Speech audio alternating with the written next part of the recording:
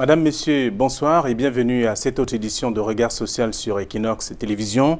Les plaies chroniques ou inguérissables constituent depuis lors un problème de santé publique au Cameroun, selon notamment des médecins. Des familles à faible revenu, qui ont d'ailleurs en leur sein des victimes, mieux des malades, peinent justement à trouver des solutions. Du coup, les plaies s'aggravent, faute de moyens financiers. Quelles sont les guérisons? Comment est-ce que ces personnes vivent avec ces plaies? Et depuis quand? Et quelles sont notamment des pistes de solutions que nous aurons à déblayer au cours de cette édition, avec en deuxième partie des experts. Mais déjà, vous aurez en première partie des témoignages poignants et pathétiques de ces personnes qui sont malades depuis des années, 2, 3, 4 ou 5 ans déjà, qui vivent avec cette pathologie. Donc, vous aurez à les écouter. Mais je vous invite à rester avec nous jusqu'à la fin de ce programme, parce que le meilleur, c'est pour la fin. Vous aurez également d'autres nouvelles de nos différents cas sociaux déjà évoqués sur ces antennes. Vous aurez justement à être parfum de l'actualité. Une fois encore, bonsoir et bienvenue sur Regard social.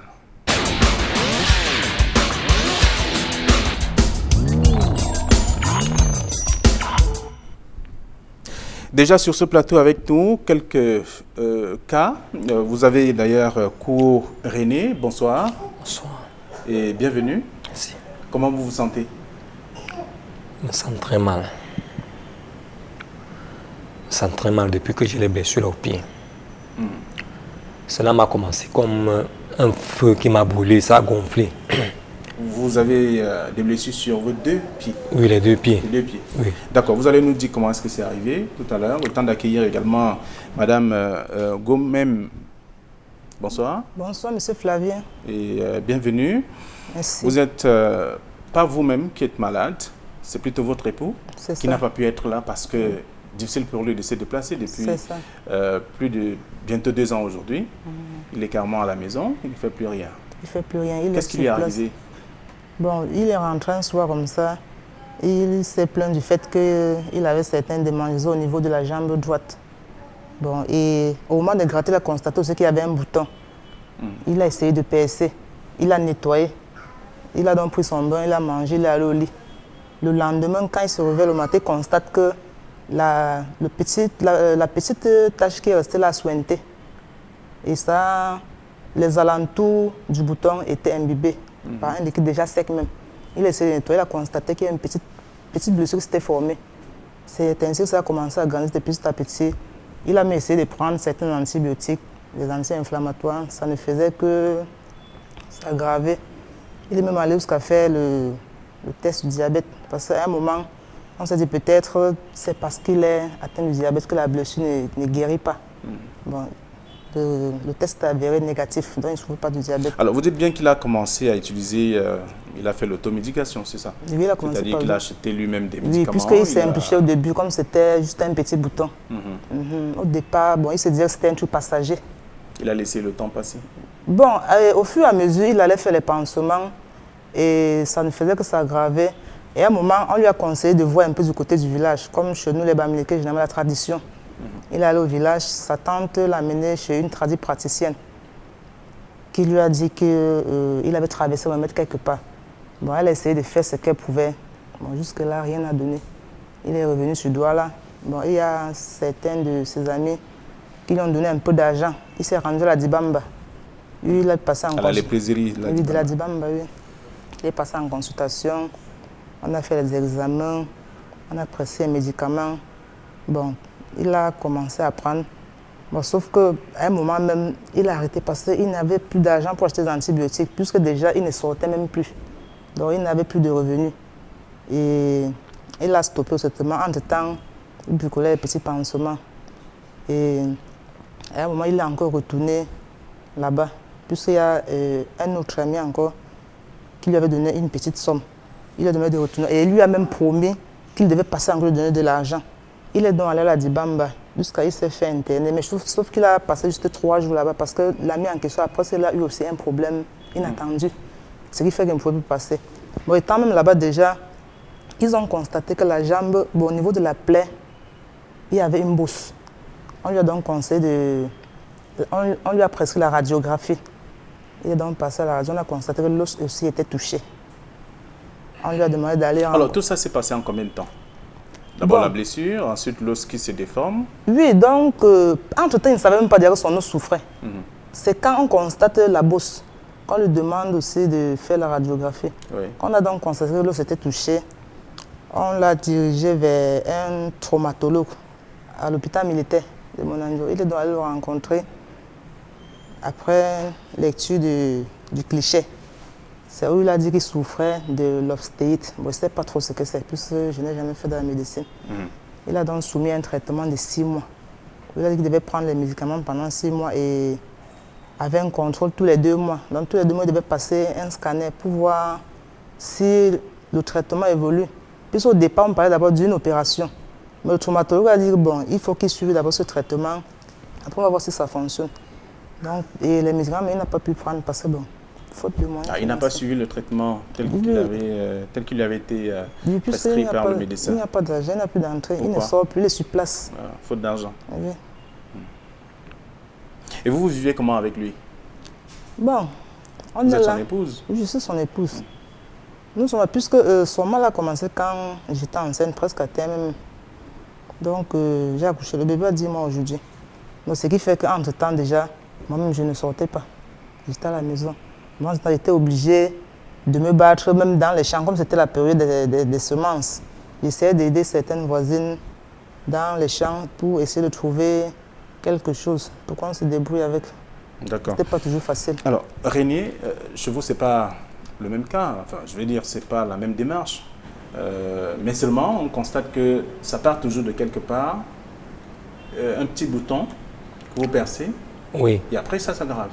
Après, ça s'aggrave. Je mets la pénicilline. Pour vous, c'était quoi? Toujours le même bouton? Un bouton qui est... Oui, un truc qui m'est était sorti apparu? comme si le feu m'a brûlé, ça a gonflé. Oui. J'ai percé. Les deux pieds ou un pied d'abord? Un pied, Le pied droit. oui. Oui. Quand j'ai percé, j'ai mis la pénicilline. Je me suis lavé, j'ai mis la pénicilline. Le lendemain, c'est devenu la blessure. Qui vous a conseillé de mettre la pénicilline? Vous-même? Oui, parce qu'avec vu que c'était comme la blessure, non, je me suis nettoyé, j'ai versé la pénicilline là. Le lendemain, c'est devenu la blessure. La blessure là a fait pratiquement près d'1 an. C'est fini. C'est bien Vous fini. n'êtes pas allé à l'hôpital entre-temps? Non, c'est bien C'était fini. toujours la pénicilline qu'il fallait mettre? Ou bien autre chose? Non, la première blessure là, qui était là, avant que celle-ci ne vienne, ça fait là 1 an, c'était fini. Mais ça là, c'est les cochures. Oui. Je sors me balader, je rentre. Au niveau de mon prison, à la descente, là, je glisse. Je tombe, je me coche des 2 pieds. Ah, ça, c'est pour le deuxième pied? Là où je prends l'autre pied ici. Donc voilà là où vient. J'étais tombé à la descente là. Là, sur le quartier Bafia là.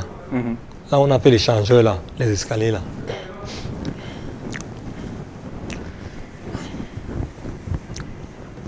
Alors, il y a les caillasses à cet endroit, bien entendu. Il y a les escaliers là, j'ai glissé. Oui. Je suis allé.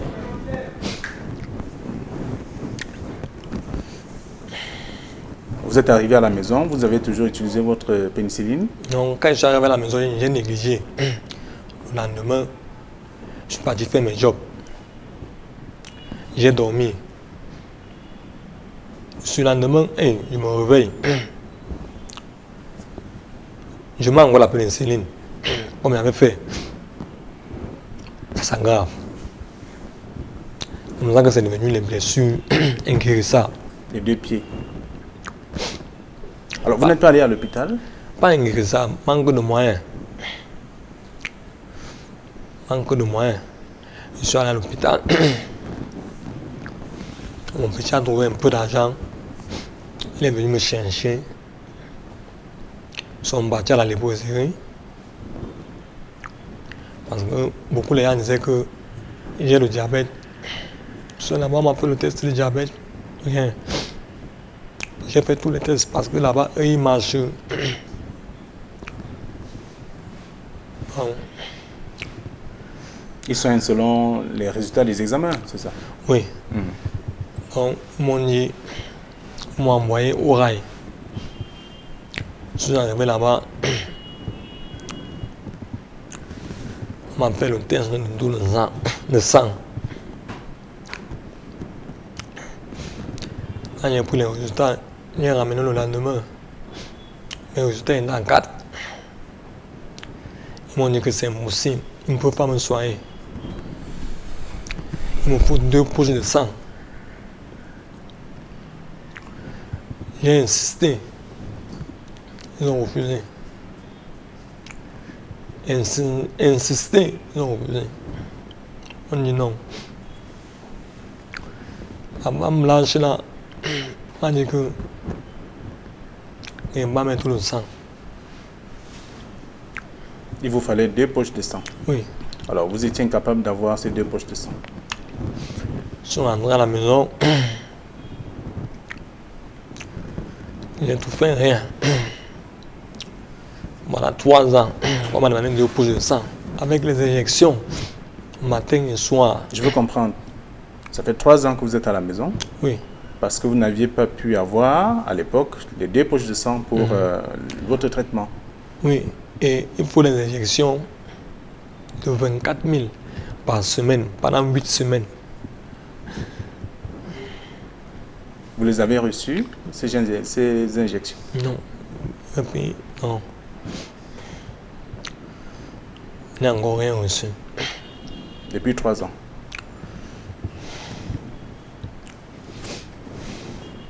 Qu'est-ce que la famille dit?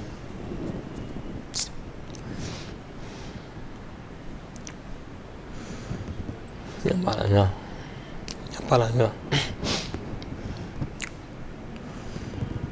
Ma tante qui m'épaule aussi, Marie-Louise, elle aussi, on avait arrivé au travail, elle est là à la maison, elle ne travaille pas. Voilà mon petit aussi. Il fait que dans les jobs. Donc, même pour manger à la maison, c'est les problèmes. Et comment vous entretenez vos blessures? L'entretien, il fait là-bas. Il ne fait aucun entretien. Là-bas, ce n'est pas l'entretien. Vous faites comment? C'est pas l'entretien. Je nettoie seulement moi-même. Là, il a l'argent. Il appelle, il vient avec les compresses. D'accord, il nettoie.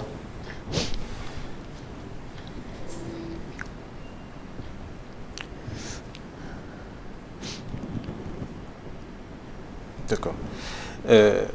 Jodeline, vous avez un bébé, un enfant de 10 mois, donc moins d'1 an, et votre mari n'est plus sorti depuis plus d'1 an aujourd'hui. Et comment vous faites pour vivre avec non seulement le bébé, et en plus avec votre mari? Comme je vous l'ai dit tout à l'heure, c'est vraiment difficile. Mais je ne sais même pas comment je fais, pour vous dire vrai. Je me bats comme ça. C'est difficile, mais je fais avec. C'est vraiment difficile. Quand vous êtes allé au village, qu'est-ce qui lui a été administré comme médicament? Là, je ne peux pas vraiment vous dire. Puisque c'était une praticienne, bon, c'est elle qui sait comment elle appelait ses remèdes. Moi, je ne peux pas vous dire.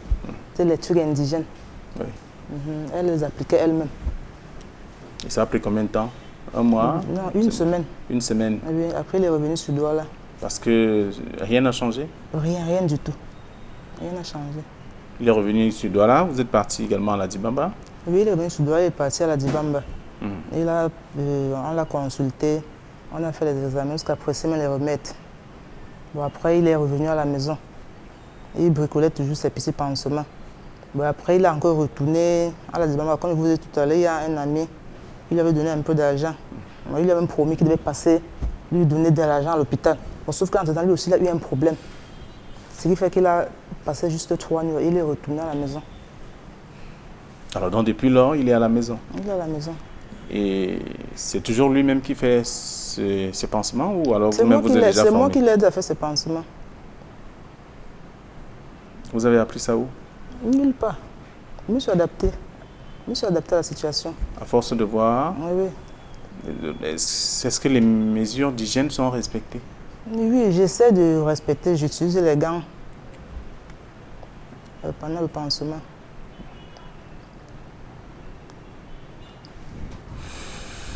apprenez. Vous, votre pansement, vous le faites vous-même. Et lorsqu'on peut vous apporter des compresses. Oui, les médicaments. Oui. Quels médicaments vous parlez? Les compresses, le tagon, on fait les trucs pour nettoyer.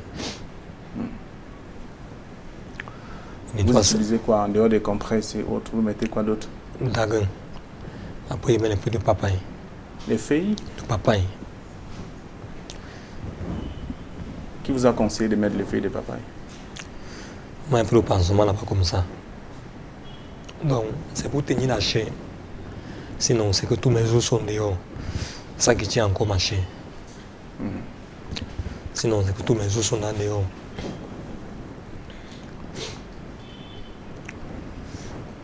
Vous n'êtes pas allé au village aussi, comme les autres? Non. Vous êtes resté à l'hôpital. Il vous faut simplement des moyens pour cette prise en charge. Oui. Alors, vous gardez la même ordonnance d'il y a 3 ans, c'est-à-dire qu'il vous faut 300 000 pour acheter d'abord les 2 poches de sang et également des injections à prendre par semaine. Les injections à prendre 4 000 pendant 8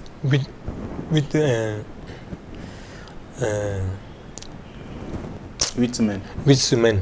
Oui, mais à l'époque, les pansements, les plaies n'étaient pas déjà comme elles peut-être sont maintenant, aujourd'hui. c'est peut-être grave. Alors l'ordonnance va forcément changer.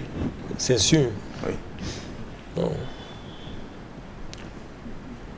Il faut repartir faire des examens Rien. Pour savoir qu'est-ce qu'il faut concrètement.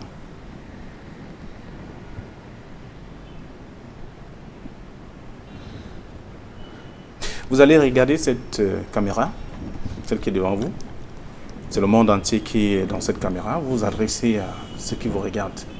Vous avez un message pour eux? Vous leur dites quoi? Oui. Bonsoir, mes chers frères camerounais et mes chères sœurs. S'il vous plaît, aidez-moi. Pardon, aidez-moi. Vous voyez, même pour parler, même je force, même pour parler, je force. Aidez-moi, pardon. Regardez, Equinos, venez-moi en aide. Financièrement, spirituellement, venez-moi en aide. Pardon.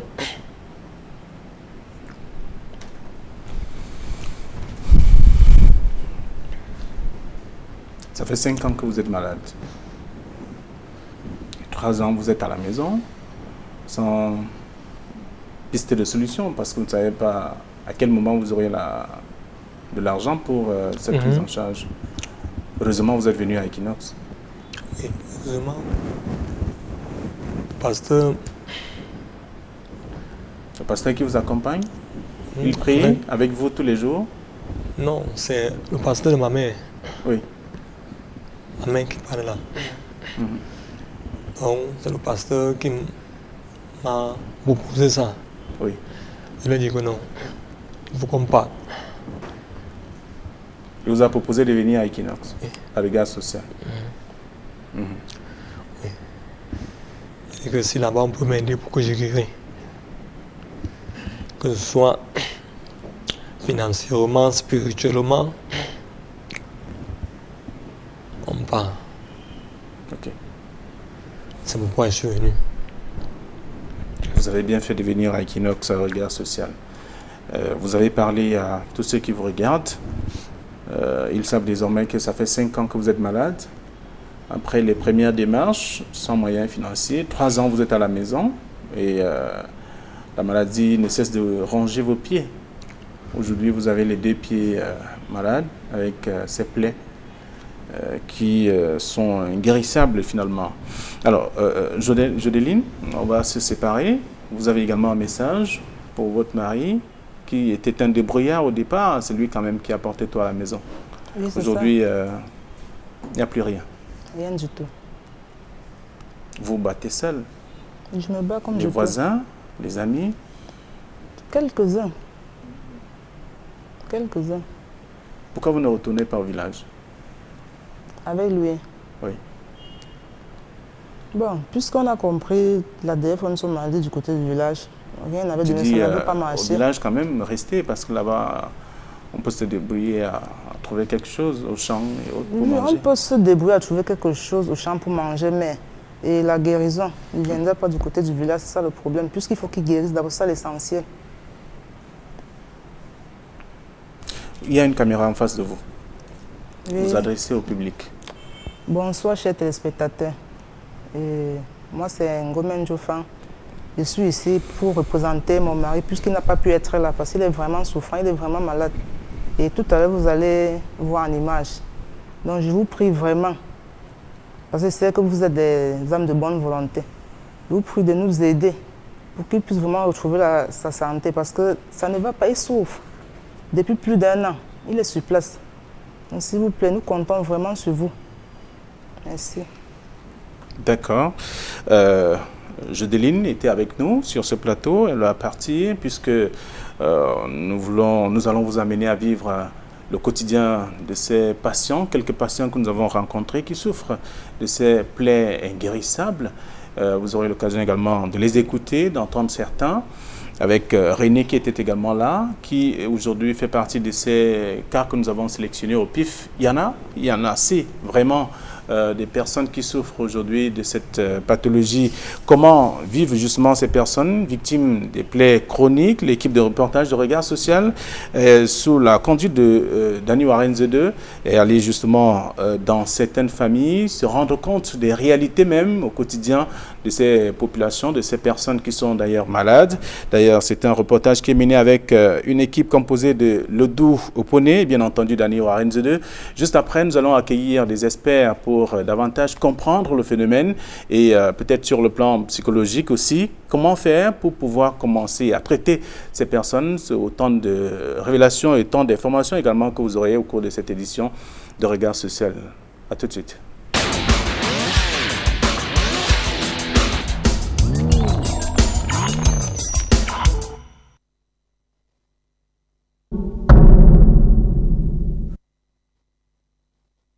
C'est moi qui, de temps en temps, essaie de faire des petits pansements. Il y a même quelqu'un qui m'avait conseillé d'utiliser le phosphore pour souvent faire ces pansements. Bon, j'essaie aussi comme ça de temps en temps pour empêcher le mal d'évoluer. Mais sinon, oui, il a vraiment besoin de soins parce qu'il souffre. Il souffre vraiment. La blessure et l'os en même temps. Donc, s'il vous plaît. Dans cette souffrance de Patrice Michel, des charlatans s'y sont mêlés. En allant faire le tour au village, Patrick n'a pas toujours trouvé la solution à son problème. Je suis allé au village, j'ai fait 1 semaine. Et c'est là où j'ai consulté une tradipraticienne. Elle m'a fait comprendre que c'est un mal que j'ai, c'est un truc pour remettre que j'ai traversé. Alors, je ne sais pas d'où. Donc depuis cependant, avant même la naissance de cet enfant que vous voyez, depuis cependant jusqu'à aujourd'hui, je n'ai pas toujours rien fait de bon. La Dibamba a constaté que le pied était enflé. Ils m'ont prescrit une radio que je suis allé faire. Quand je fais la radio, on s'est rendu compte que l'os était enflé. Et ils m'ont envoyé à la garnison militaire de Bonanjo pour rencontrer un traumatologue. Et je suis allé, le traumatologue m'a consulté en me prescrivant un traitement de 6 mois qu'il faut prendre. Et en faisant le scanner 2 fois après, à chaque 2 mois, je dois faire un scanner pour contrôler si le traitement va. Le couple en détresse ne sait plus à quel sens se vouer. La vie est difficile, le quotidien est un véritable cauchemar. Leur ration alimentaire journalière dépend des dons des voisins et peut-être aussi des produits champêtres colmatés par son épouse.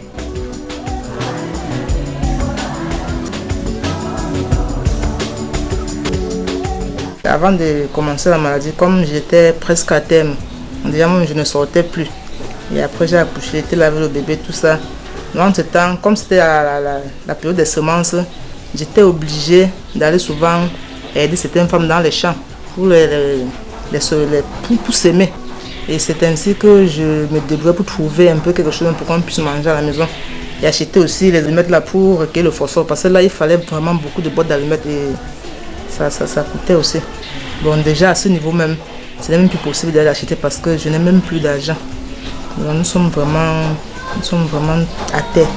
Comme vous voyez, Antille est toujours à la maison parce que déjà les moyens sont limités. Bon, les petites économies qu'ils avaient même, il a tout dépensé puisque étant sur place, il n'y a plus d'entrée, mais seulement de sortie, puisqu'il faut faire les pansements, il faut acheter les petits médicaments pour empêcher le mal d'évoluer. Michel Patrice n'est donc pas seul dans ce déboire.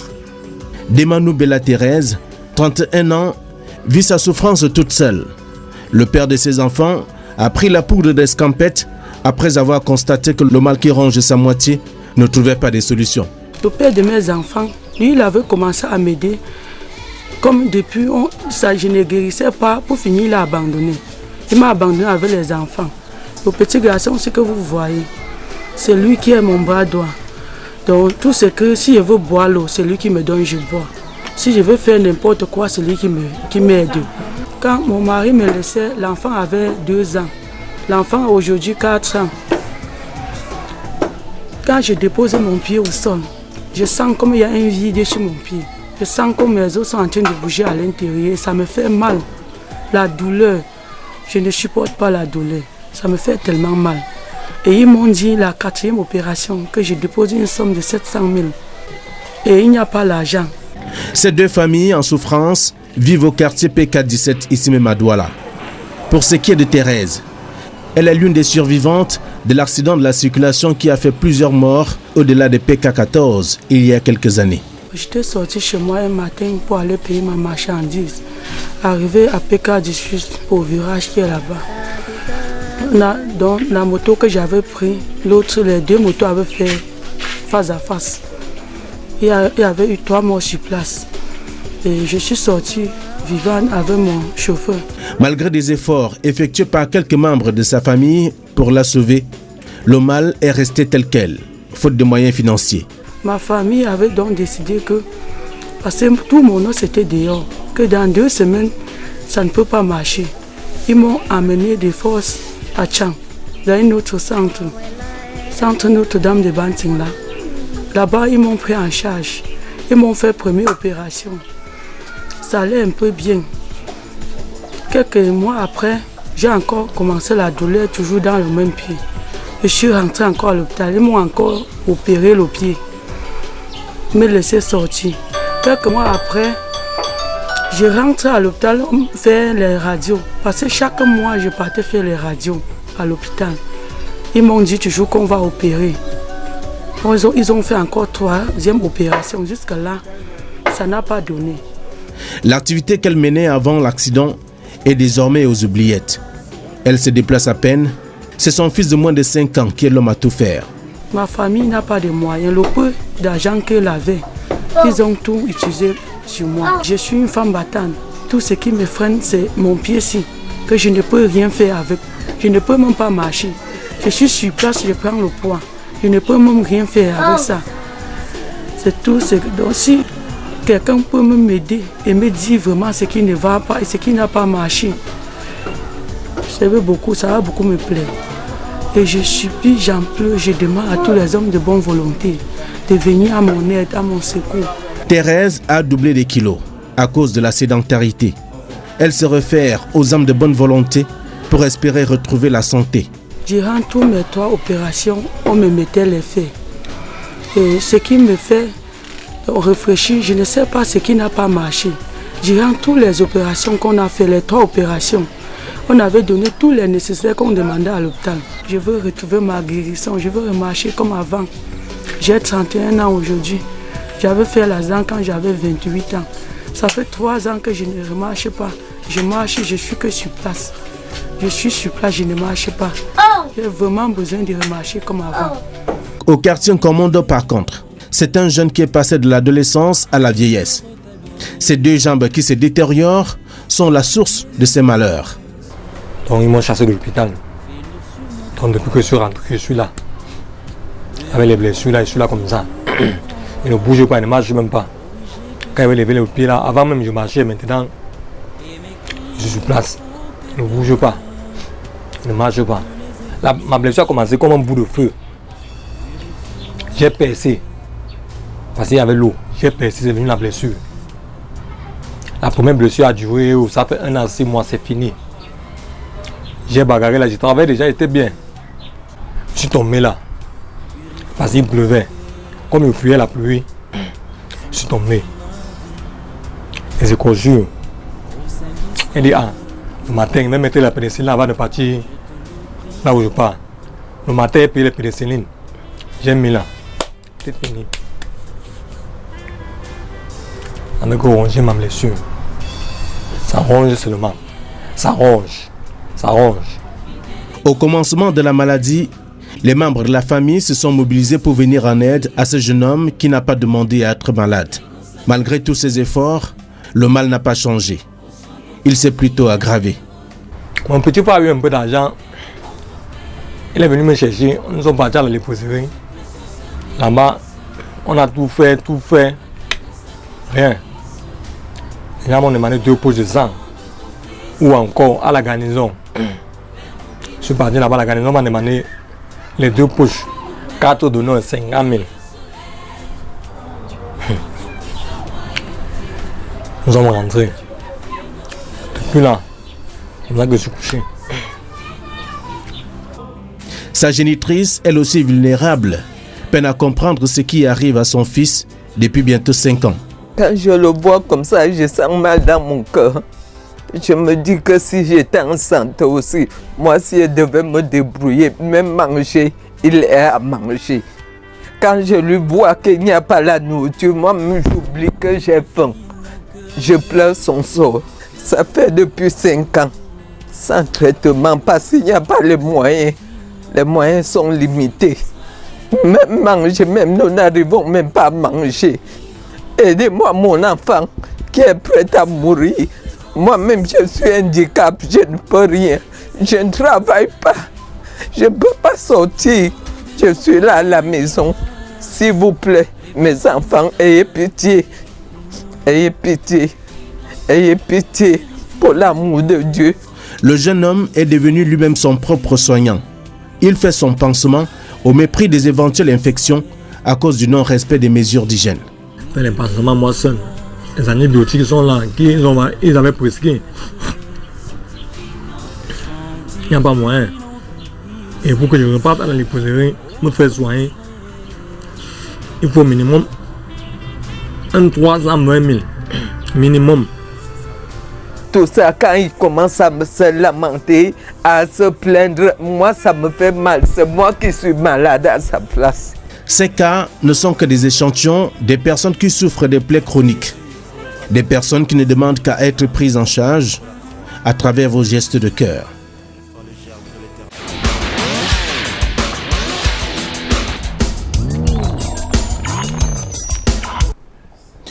Vous l'avez compris, ce sont là quelques cas que nous avons sélectionnés pour vous présenter un peu la situation que nous vivons au Cameroun depuis quelques années. C'est un problème de santé publique, on l'a dit, les plaies inguérissables. Ce sont également des victimes qui n'arrivent plus à rien faire à cause notamment de ces plaies qui coincent toute la famille carrément à la maison.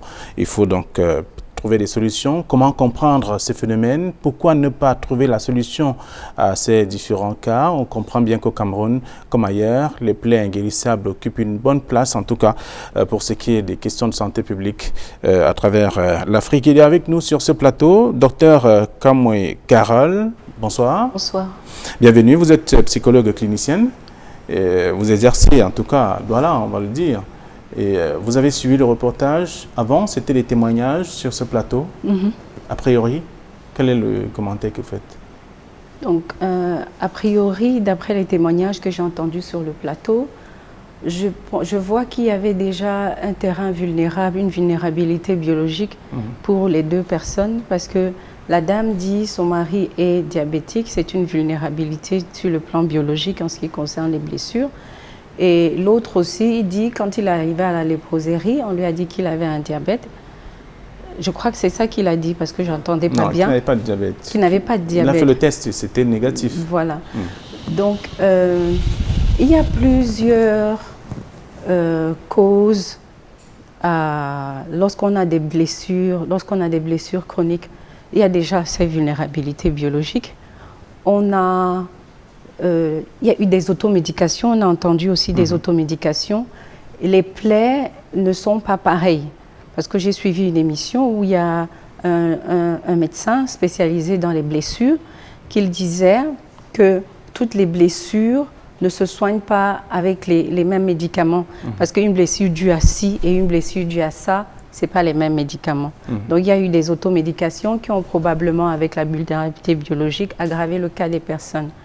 Bon, maintenant, on voit aussi que ça a touché la qualité de vie de ces personnes-là. C'est-à-dire la perception qu'ils ont de leur place dans l'existence en relation avec leurs objectifs, leurs attentes. Donc parfois la blessure n'est pas douloureuse, mais c'est la perception de la qualité de vie qui va faire très mal. Parce que vous voyez, cette mère qui pleure et qui est prête à se sacrifier, donner sa vie pour que son fils soit guéri.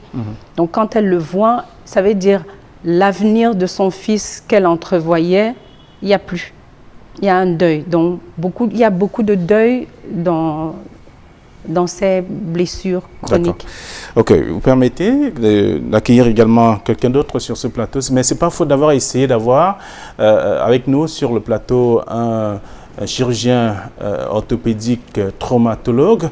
Mais seulement, vous comprenez bien qu'il peut avoir des soucis des dernières minutes pour que la personne ne soit pas avec nous. Mais nous n'avons pas baissé les bras. Nous avons reçu Dr Roger Tapa qui est avec nous également. Bonsoir.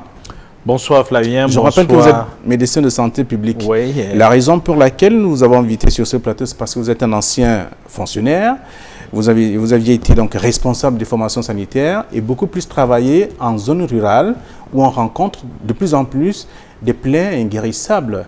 Alors c'est pour partager avec nos chers téléspectateurs l'expérience vécue à cette époque-là. Ça fait 6 ans quand même que vous avez passé. Oui, j'ai passé 6 ans en zone, pas en zone rurale, j'ai passé 3 ans en zone rurale et 3 ans au service provincial. Mon expérience avec les plaies chroniques, c'est un peu... ils ont en commun le fait d'appartenir pratiquement à la même classe sociale très souvent. C'est-à-dire que les gens qui sont victimes de ce genre de situation ont un niveau de vie qui n'est pas toujours acceptable au début, qui vient s'aggraver par le poids qu'apporte la blessure chronique. Maintenant, en ce qui concerne la blessure elle-même, les blessures deviennent chroniques pour plusieurs raisons. L'une des premières raisons qui passe à côté et qui devait être prise en compte, c'est les insuffisances veineuses. Les insuffisances veineuses, c'est l'une des causes les plus fréquentes des plaies chroniques. Et on passe souvent très à côté à cause de la routine. On s'attarde trop sur la plaie, on ne s'attarde pas sur comment la plaie a été formée. Oui. C'est-à-dire que quand et généralement, ça passe par des stades très connus, c'est-à-dire que ça commence par les jambes lourdes.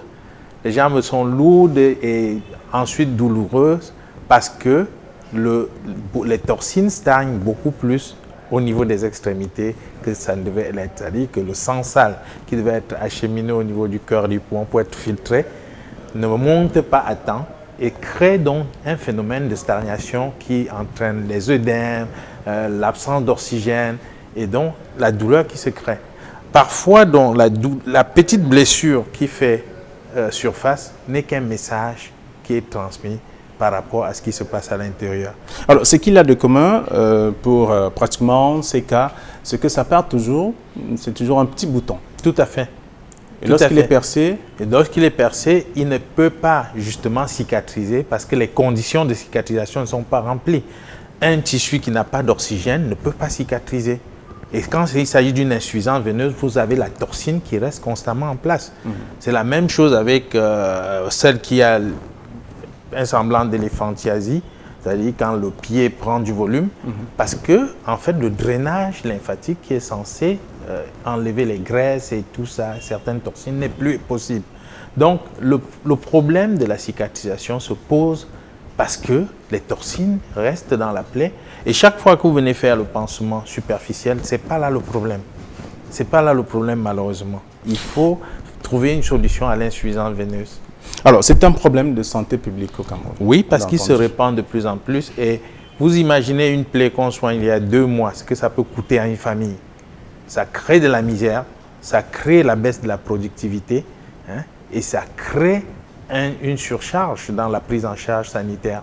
C'est un problème automatiquement de santé publique. Plus les cas comme ça se multiplient, plus ça devient une préoccupation constante. Donc, c'est vraiment un cas de santé publique.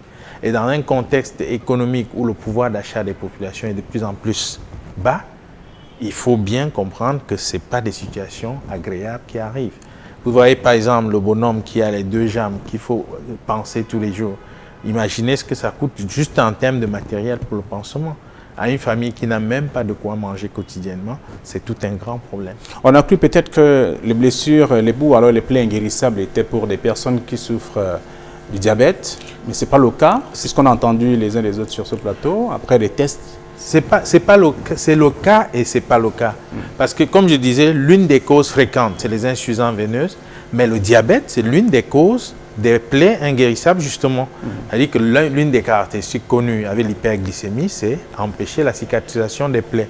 Le problème aujourd'hui, c'est on peut énumérer les causes, d'accord? Une autre cause des plaies inguérissables, c'est les carences. Quand vous voyez ce bonhomme, vous sentez qu'il est anémié, il est fortement anémié, et avec cet état de carence, il ne peut pas cicatriser. Il n'y a pas, le système immunitaire est bas, il ne peut pas fonctionner. Donc les carences qui accompagnent cet état de cause doivent être prises en charge. Et une fois de plus, il faut le nourrir. Il faut apporter les éléments qui peuvent combler ces carences pour permettre au corps de cicatriser. L'une des révolutions dans la prise en charge de ces plaies aujourd'hui, c'est que à la fin, on comprend que c'est le corps qui se soigne. C'est le corps qui cicatrise. Ce n'est pas les médicaments ou bien nécessairement l'action humaine qui va cicatriser. C'est donner les moyens à la cellule de recommencer à vivre et le travail va se faire. D'accord. Vous allez davantage nous expliquer tout ça tout à l'heure, lorsqu'on parlera justement de la prise en charge, puisque ces patients qui sont venus veulent justement guérir et retrouver le bonheur. Tout à fait. Ici, le bonheur a presque disparu. Ça fait... Tout le monde est malade finalement. Les parents, la femme, ou je vais dire la famille est malade sur pratiquement tous les plans. Le plan psychologique.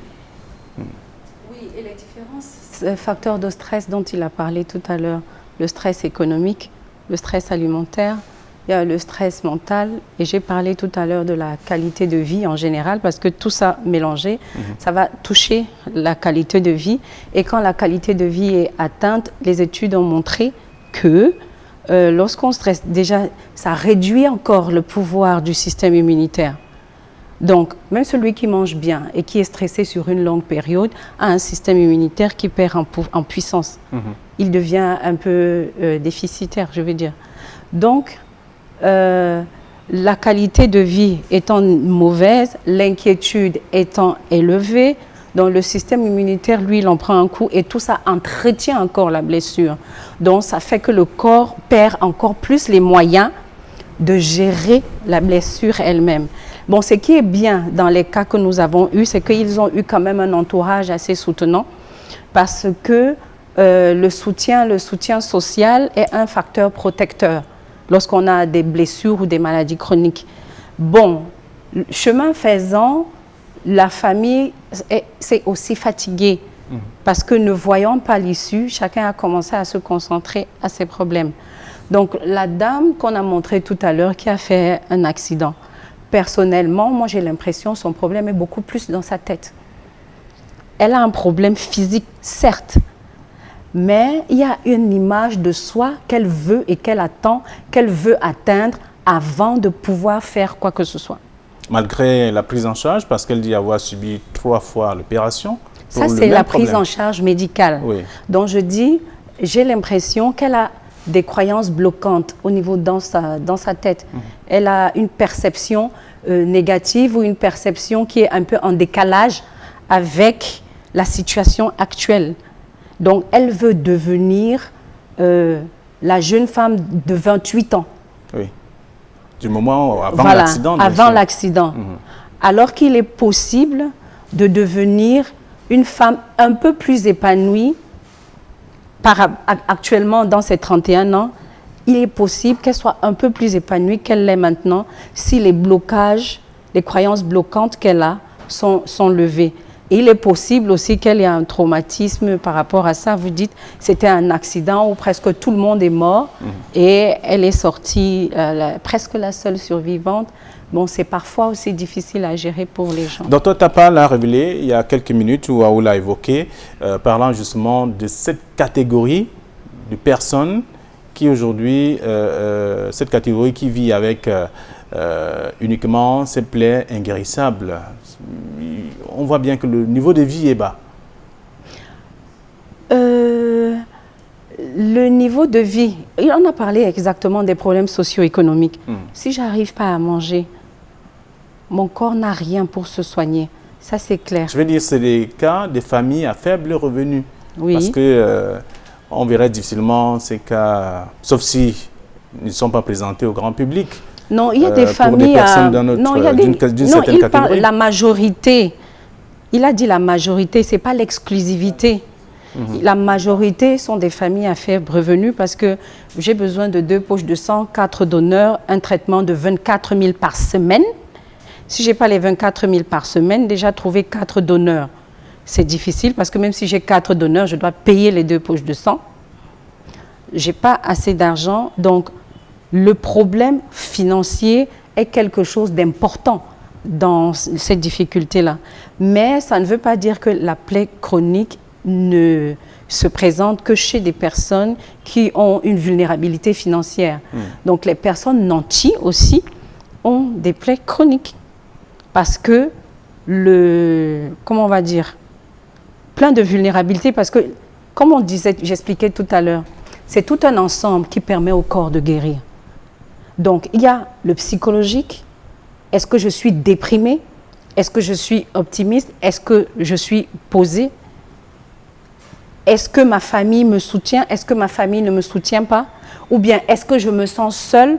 Parce que parfois la famille soutient, mais la personne s'est fabriqué quelque chose qui lui donne une perception subjective. Il y a la perception subjective de la solitude qui fait que le corps aussi continue de prendre un coup. Et ça donne tout ça mélangé, le biologique, le social, le psychologique, le financier, ça interagit pour qu'on ait le résultat qu'on a. Oui. Docteur Tapa, c'est vrai que ça a également été évoqué par docteur Kamwe tout à l'heure. Le fait que ces patients aient quelque chose en commun, parti d'un petit bouton, oui, c'est vrai, on l'a déjà évoqué, mais seulement, il y a l'automédication qui est faite. Ouais. Dès que c'est là, on gratte un peu, ça coule là, on va prendre un truc, on verse dessus, croyant que ça va partir, parce qu'on ne sait pas déjà de quoi il est question.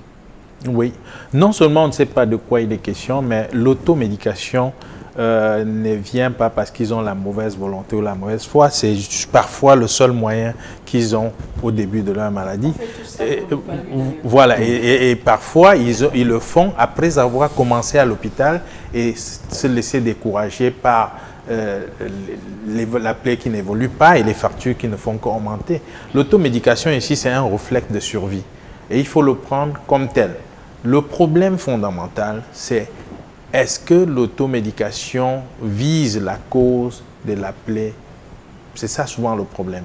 Si vous vous intéressez juste à la plaie, il y a un problème. Si c'est un diabétique qui n'est pas équilibré, vous pouvez soigner comme vous voulez, ça va continuer à s'accentuer. Si c'est une insuffisance veineuse qu'on n'a pas pris le soin de soigner, et ça se soigne de l'intérieur, ce n'est pas la plaie seulement au niveau de la plaie qu'il faut le faire. Si c'est une insuffisance veineuse, vous avez beau faire les pansements les plus propres, donner les antibiotiques les plus coûteux, vous ne pouvez pas y parvenir. Alors, l'insuffisance veineuse que vous évoquez, c'est dû à quoi? C'est dû, l'insuffisance veineuse peut être due à plusieurs causes. C'est une évolution pas spontanée. C'est-à-dire que ça peut être dû aux carences alimentaires, c'est-à-dire que des trucs qui fragilisent la paroi veineuse à certains niveaux. Et ça peut être dû aux médicaments. Il y a des insuffisances veineuses médicamenteuses. Il y a des insuffisances veineuses liées aux maladies métaboliques, comme le diabète, l'hypertension, et certaines maladies c'est-à-dire des vaisseaux sanguins. Et vous avez des insuffisances veineuses qui sont liées à la grossesse, par exemple, chez certaines femmes. Vous avez des insuffisances veineuses qui sont génétiques chez certaines personnes, c'est-à-dire qui ont des varices. Dans cette famille, il y a une caractéristique. C'est vrai que c'est un faible pourcentage, mais ça existe. Et enfin, vous avez les causes idiopathiques, comme on dit en médecine. C'est des causes qu'on n'a pas pu identifier. Il y en a toujours. Toutefois, il faut comprendre une chose, c'est que le corps est à la fin celui qui se soigne. Et pour que le corps se soigne, vous lui donnez les moyens de se soigner, c'est-à-dire remonter son système immunitaire, restaurer le fonctionnement de la cellule, restaurer le fonctionnement de l'horloge biologique, c'est-à-dire la façon dont le sujet entend, voit la maladie. Et ça, j'étais très content qu'elle l'expose tout à l'heure. C'est aujourd'hui ce qu'on appelle la santé de l'esprit, parce qu'on divise en 5 piliers. Les 5 piliers doivent être réunis, c'est plus que jamais vrai chez ce genre de malade. Il faut que la santé de l'esprit soit maintenue, c'est-à-dire la force de rester positif malgré la douleur, la force de la famille, le support des pierres, c'est-à-dire famille, amis qui apportent aux malades, et la force des institutions, c'est-à-dire que est-ce qu'il y a des structures, et là on a un déficit, on a un problème chez nous. Et maintenant, sur le plan social, des structures de sauvetage qui peuvent exister pour assister ce genre de malades. Donc ça c'est la santé de l'esprit, et sur le plan psychologique, le malade doit avoir une vision positive de la chose. Parce que c'est un cercle vicieux qui détruit. Plus vous êtes anxieux, plus vous êtes triste, plus votre système immunitaire prend des coups, parce que vous êtes stressé, et plus ça prend des coups, plus le système général baisse. Ce n'est pas seulement la plaie qui est un problème en ce moment, c'est tout l'état général. Si vous regardez ce malade, c'est tout un package. Quand vous connaissez comment c'est son état, ce n'est pas seulement sa plaie maintenant. C'est tout un ensemble qu'il faut faire de la qualité de vie. Et maintenant, vous avez la santé financière qui vient s'ajouter à ça, qui est un stress permanent. Il se couche avec, il se lève avec. C'est un poids permanent. Vous avez maintenant la santé de la famille. Vous voyez les mamans qui n'arrivent plus à supporter voir son fils dans cette situation. C'est un état vicieux qui n'est pas de nature à encourager. Et enfin, la santé de la société. Si quelqu'un n'est pas sensible au vu des images comme ça, c'est un problème. Et du coup, on peut se poser la question de savoir si demain, c'est moi. Donc, c'est comme ça que je serai. La sensibilité de la société prend un coup. Vous voyez les piliers sur lesquels il faut axer pour comprendre ce genre de... Docteur Kamwe, il y a que toutes ces personnes se sont formées et transformées en tout cas en personnel de santé. C'est-à-dire le patient lui-même a développé des capacités à pouvoir nettoyer ses blessures tous les matins. Que ce soit la dame qui était là, je veux dire le jeune homme, l'époux de la dame qui était également sur le plateau, elle-même aussi, qui accompagne son mari dans cette forme de prise en charge, entre guillemets. C'est quand même une forme, c'est la souffrance qui développe ça, ou c'est simplement parce qu'on peut penser que rester se morfondre, ça peut entraîner à la dérive. Non, dans chaque situation difficile, il y a quand même des côtés positifs, parce qu'on va dire que c'est le côté positif de ce problème. Ça veut dire que lui, il a appris à prendre soin d'une blessure, et cette blessure, c'est la sienne. Elle a finalement appris à prendre soin d'une blessure, c'est celle de son mari. Elle a développé des capacités, on voit bien, et elle le fait en prenant des précautions. Elle a des gants, elle essaye de faire ça avec le maximum de précaution. Oui, de stérilité possible pour que la plaie ne s'infecte pas. On va dire que c'est une capacité qui a été apprise, ce n'est pas forcément mauvais. Mais c'est mauvais, ça dérange si c'est un type de blessure où je dois faire un pansement toutes les heures. Si je dois faire le pansement toutes les heures, ça devient un problème pour moi qui dois faire le pansement, moi l'épouse, parce que mon activité que je dois mener, si ce n'est pas à la véranda de la maison, mais à 500 mètres, va en prendre un coup. Et c'est la famille qui va encore en prendre un coup, parce qu'il fallait l'argent pour acheter le repas du soir et on ne l'aura pas. Donc prendre soin de sa blessure, si on a reçu les instructions, parce que les gens qui ont des blessures chroniques, les maladies chroniques, la plupart du temps, Normalement, on doit leur faire ce qu'on appelle l'éducation thérapeutique, qui les aide à se prendre en charge pour qu'ils ne soient pas entre l'hôpital et chez eux tout le temps. Donc, s'ils ont reçu une éducation thérapeutique déjà pour prévenir un certain nombre de choses et un apprentissage, une démonstration comment soigner la blessure, c'est une très bonne chose. Oui. Docteur Tapa, on a entendu René tout à l'heure qui dit utiliser les feuilles de papayer pour peut-être maintenir la peau. C'est ce qu'il a dit, hein, quelque chose du genre. Oui. C'est faisable, c'est possible, ça aide? Oui, la survie, l'auto-pansement, si je peux appeler ça ainsi, c'est une réaction de survie. Quand vous vous retrouvez abandonné par l'hôpital, abandonné par le personnel de santé, et vous souffrez dans votre chair, est-ce que vous allez vous laisser pourrir sans réagir? Non, c'est une réaction de survie. Et maintenant, quand vous tombez dans ce terrain, il y a les médecins occasionnels de toutes parts. On vous dit les feuilles de papaye vont aider, c'est parfois des expériences personnelles. Moi, j'ai eu un monsieur avec une plaie chronique, ça c'est une très belle expérience, qui s'était, face à la désolation à l'hôpital, avait décidé qu'il ne part plus dans un hôpital, lui-même va se débattre, si ça ne peut pas marcher, ça ne peut pas marcher, qui a commencé à frotter la plaie avec le citron, et régulièrement, quand il vous raconte ça, c'est horrible. Mais il a réussi à guérir sa plaie de cette manière. Quelque chose qui traînait depuis plus de 2 ans, sans suite, sans machin. Il a réussi lui-même, en se donnant un certain prix à payer, à faire lui-même ses pansements et a réussi là où l'hôpital n'avait pas pu. Ce qu'il faut déplorer ici, c'est l'absence d'une structure d'accueil pour ce genre de personnes. On va dire aussi couverture sanitaire. Hein. Oui, en fait, couverture, on est dans l'ensemble, mais on est dans un cas spécifique ici. Il y a dans tous les systèmes un système d'indigence. Il ne faut pas croire que tout le monde est capable de payer pour les soins. Et il ne faut pas croire que les soins qu'on paye pour les autres, c'est une faveur. C'est un cercle qui est vicieux et parce que les gens ont des obligations. Vous voyez, ces gens, ils continuent à acheter l'alcool peut-être, ils continuent à acheter le savon, ils continuent à acheter du riz pour manger, ils continuent à acheter de l'huile. À chaque fois qu'ils achètent quelque chose, ils payent les impôts. Que vous le voulez ou pas, ils payent les impôts. Parce que tous ces impôts ont été facturés en amont par celui qui a payé la douane, payé les... Et tout ça, il participe à l'économie nationale. En retour, le gouvernement est redevable parce qu'il est responsable des biens et des personnes. Et dans ces situations particulières, il doit avoir un service. Le service social chez nous est défaillant. Il ne faut pas se tromper. Sinon, il faut avoir un service qui est capable en ce moment de prendre le relais. Et c'est ça qui manque de façon criarde chez nous. Il est temps qu'on interpelle les gens aussi sur leurs responsabilités vis-à-vis des populations qui sont dans le besoin. Donc ici, il y a un mécanisme de prise en charge qui n'a pas été développé et qu'il faut penser à développer maintenant. On ne peut pas éternellement aider les gens de façon occasionnelle, ponctuelle, mais on peut mettre en place des structures qui aident les indigents dans ce genre de conditions. Ce n'est pas impossible, ce n'est pas si difficile que ça, c'est un problème de volonté.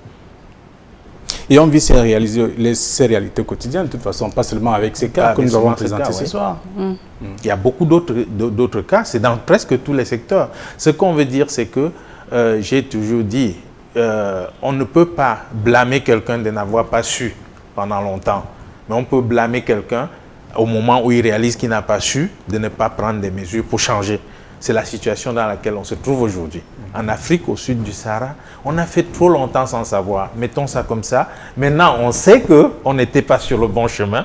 Mettons-nous sur le bon chemin. C'est ça qu'on attend. Il faut que les gens se mettent au travail, qu'on rétablisse le système de santé local, qu'on mette en place des comités de santé de veille, pas des séminaires avec per diem pour les fonctionnaires qui travaillent pour la santé, je suis désolé, mais des comités de veille stratégique qui travaillent effectivement pour la santé locale en prenant en compte les réalités environnementales. Docteur Tapa, de par votre expérience, est-ce qu'il est possible qu'un cas, par exemple, comme celui de René, qui commence à peine et qui va à l'hôpital et on dénie son... Ou alors, je veux dire, on découvre tout de suite qu'il s'agit là d'un problème qui pourrait être grave à la longue et trouver la solution? Oui, la solution est possible. Dès le début, la solution est possible. Et même à l'état avancé, la solution est possible. Maintenant, il faut que quelqu'un qui a l'expertise dans ce genre de choses se lève pour dire, voilà, on peut faire comme ça. Et qu'il ait également les moyens de le faire. Les solutions sont possibles. À aucun moment, le corps humain se dégrade pour une raison. Si vous réagissez par rapport à la raison, la dégradation s'arrête. C'est clair. Quand vous voyez un malade comme ça, il y a l'anémie, il y a la nutrition qui pose un problème, il y a la douleur permanente, il ne dort pas, il est sous stress en boucle. Hein? Il faut pouvoir lever le volet psychologique, il faut lever le volet carentiel, il faut maintenant lever le volet fonctionnement même de la cellule. Ça veut dire qu'il faut détoxifier la cellule, combler ses carences et lui permettre de recommencer à fonctionner. Seulement à ce moment, vous allez voir une cicatrisation qui va s'amorcer. Et ce n'est pas impossible, c'est des choses qui sont faisables. Et c'est le volet cicatrisation que nous allons évoquer tout à l'heure. Mais avant, la prise en charge de ces différents cas est la même, que ce soit pour l'époux de la dame ou encore pour René. C'est le même processus sur le plan psychologique? C'est le même processus vu en externe, mais les contenus sont différents. Les contenus sont différents. Donc, et comme il l'a dit, le docteur Tapa, le volet psychologique doit vraiment être levé parce que parfois, pas parfois, très souvent, on a des personnes qui ont une dégradation de l'état de santé, l'état de bien-être. Pourtant, il n'y a aucune blessure nulle part, ni en interne, ni en externe. Mais la personne se dégrade parce que psychologiquement, ça ne va pas.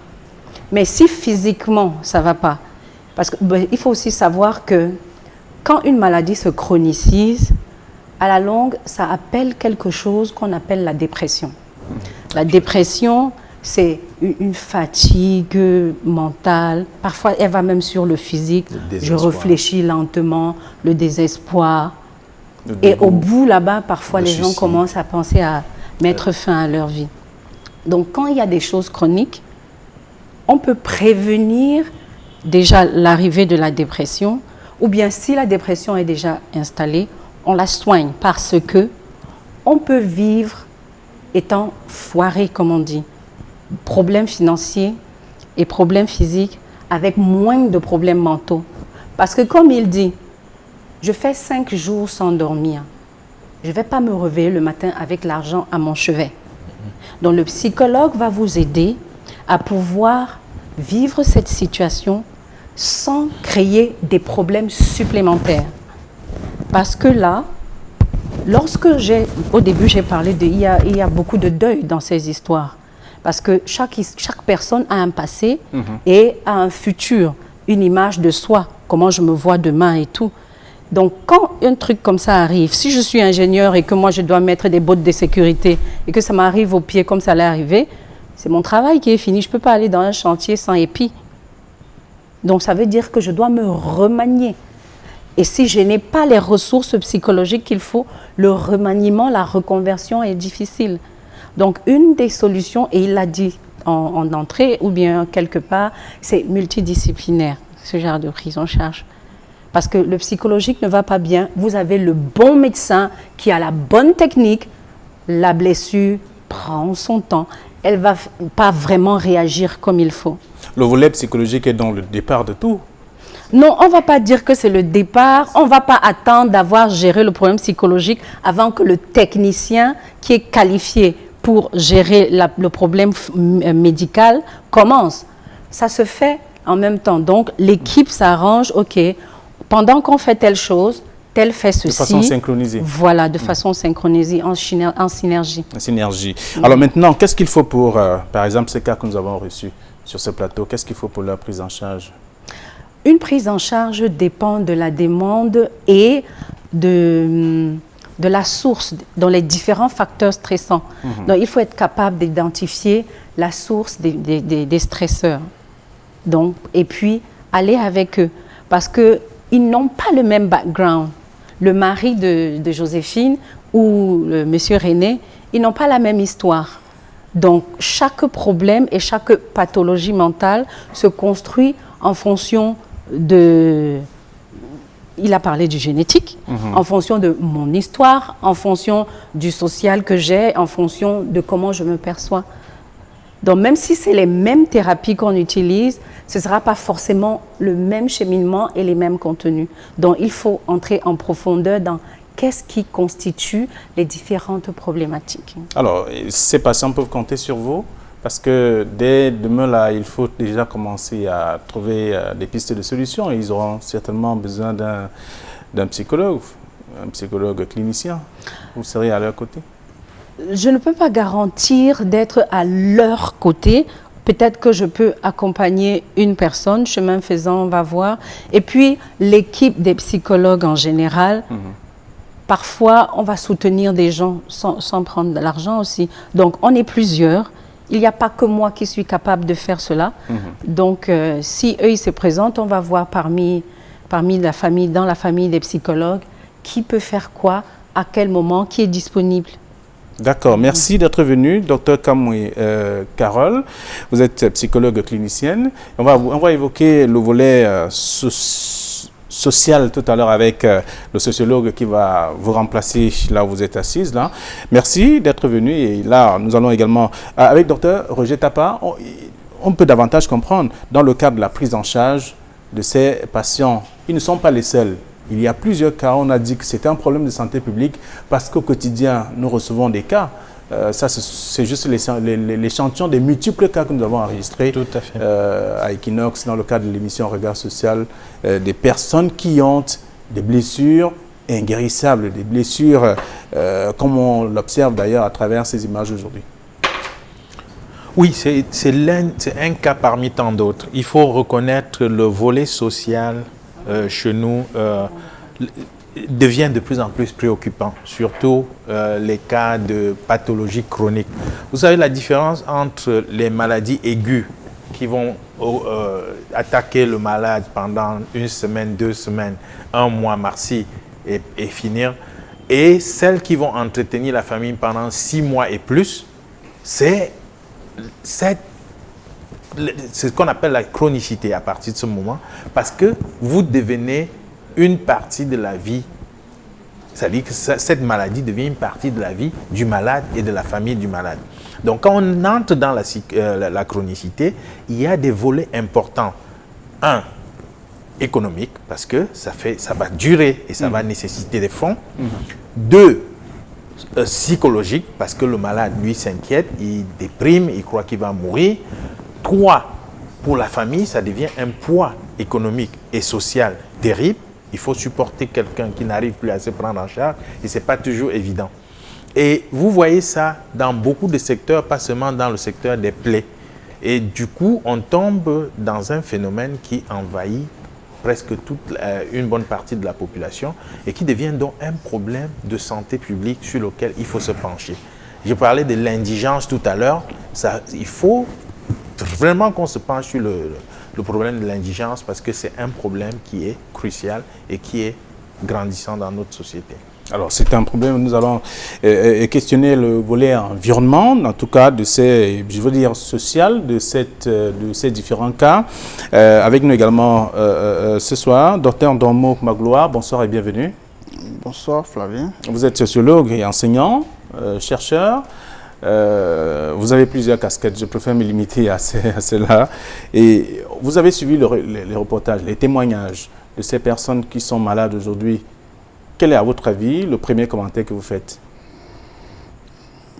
Je voudrais dire que la situation vivant aujourd'hui, c'est l'effet de la précarité dans laquelle nous évoluons. Une précarité multiforme, à savoir une précarité d'abord sociale, précarité économique, précarité psychologique, qui fait que nous sommes une société qui n'arrive pas à prendre en charge des situations pareilles. C'est-à-dire vous voyez des personnes qui vivent un enfer qu'on aurait pu leur épargner, mais tout est mis en place pour qu'ils y finissent.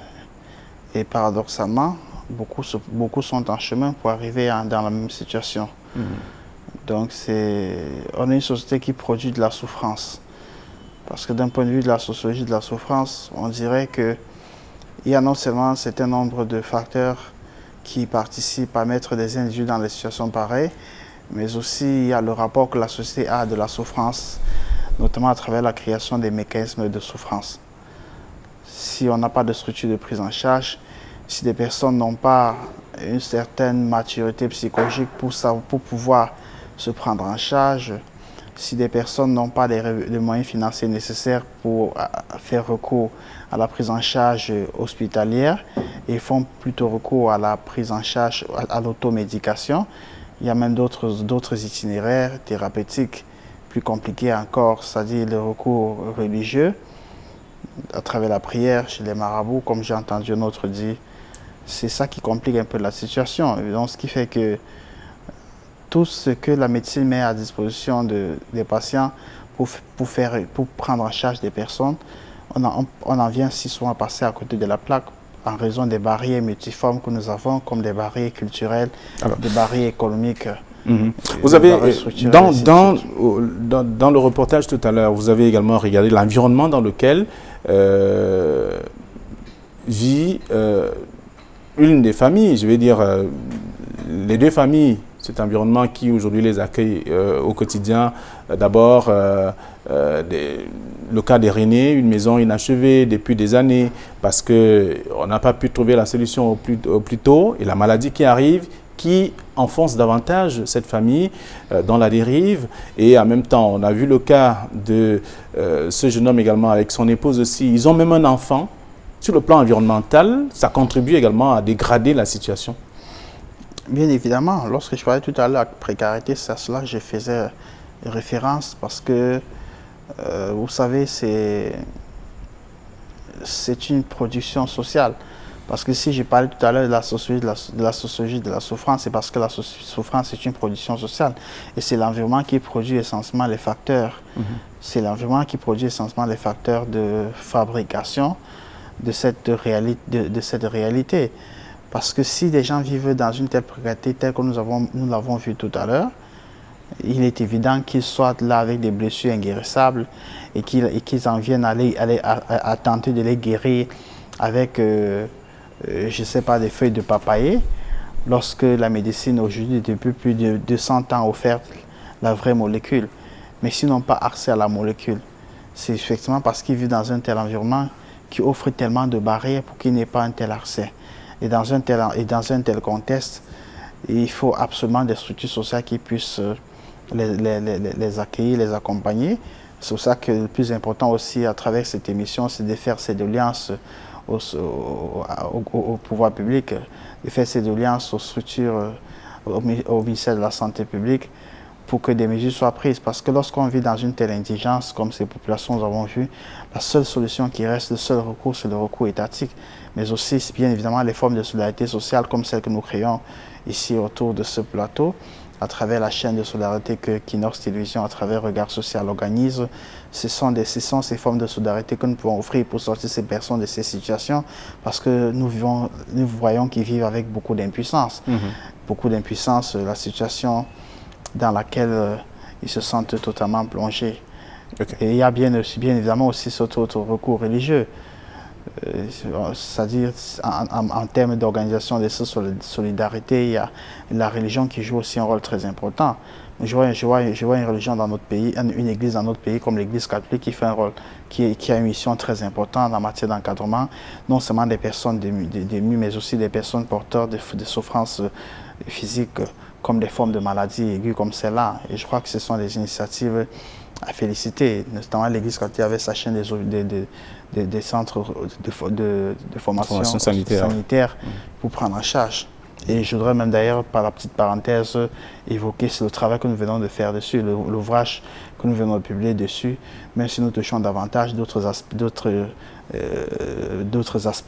de l'action de cette Église, notamment l'aspect de l'action sociale, l'action politique, pour voir comment est-ce que cet organisme tente de participer à la prise en charge des personnes délaissées. Et il s'agit effectivement de l'ouvrage sur le rapport Église-État qui a été coordonné avec le docteur Noël Sofac. D'accord. Donc c'est un peu des organismes comme ça qu'on peut se mobiliser pour créer une forme de solidarité sociale et venir en aide à ces personnes qui sont abandonnées elles-mêmes. D'accord. Alors, docteur Tapa, on a évoqué le cas de la cicatrisation tout à l'heure. C'est dans la prise en charge véritablement. Comment est-ce qu'elle se fait, puisqu'on voit bien qu'il est difficile d'atteindre la cicatrisation de ces blessures, de ces plaies? C'est certes difficile, mais il faut un peu axer les objectifs vers la cause. Il faut axer les objectifs vers la cause. Vous savez, aujourd'hui, l'heure est à la médecine intégrative. On ne parle plus... Si vous êtes conventionnel, c'est ce qu'on appelle old school. Vous êtes en retard. Ça, il faut qu'on le dise proprement. L'heure est à la médecine intégrative. C'est-à-dire que face à la chronicité et le poids que ça porte sur le plan santé, économique et social, il faut rechercher des solutions plus pratiques et plus viables de l'heure. Et c'est pour ça qu'aujourd'hui, on a cherché à réorienter les recherches vers les méthodes alternatives qui pouvaient répondre là où les méthodes conventionnelles avec des limites. Et là, on tombe dans la médecine alternative avec les différents volets que vous voulez, que ce soit ayurvédique avec les plantes en Inde, que ce soit la médecine chinoise avec des trucs comme l'acupuncture, que ce soit la médecine cubaine avec leurs propres recherches et tout ça. Ça fait que on est arrivé à un stade où il faut associer les deux méthodes. Que vous le voulez ou pas, la chronicité nous l'impose. Vous n'avez pas d'autre choix que de regarder ailleurs quand vous voulez trouver une solution pour le malade. Ceci dit, la différence entre l'approche conventionnelle et l'approche alternative, c'est que dans l'approche alternative, c'est la cellule qui se soigne. C'est-à-dire qu'on pense que si votre corps fonctionne bien, il peut restaurer un certain nombre de choses que les médicaments ne peuvent pas. Et du coup, vous verrez que la plupart des méthodes alternatives qui rejoignent un peu ce qu'on appelle la médecine traditionnelle chez nous sont basées sur les plantes. Parce que l'homme est fait en harmonie avec la nature. L'homme a été créé en harmonie avec la nature. C'est pour ça que vous allez voir, quand il dit qu'il fait avec les feuilles de papaye, je ne suis pas surpris. Et il faut plutôt se rapprocher de ça pour comprendre. Celui qui lui a recommandé ça, c'était basé sur quoi? Il y a des expériences terribles qu'on a délaissées dans le passé qu'il faut revoir aujourd'hui.